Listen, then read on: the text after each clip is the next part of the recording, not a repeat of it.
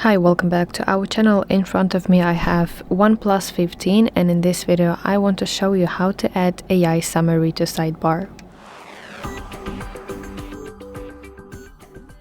So the AI tool needs permission to read your screen content, and let's enable screen recognition. You want to go to settings, and now let's scroll until you see accessibility and convenience section. From here, let's go to screen recognition and turn it on. So now let's go to any kind of page where you can see a lot of text.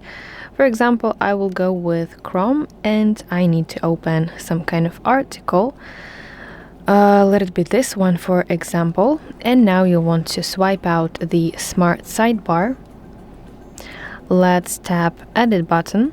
And here from the list of tools you want to find AI summary tool. If you do not see it, you have to use searching bar at the top. Let's type here summary.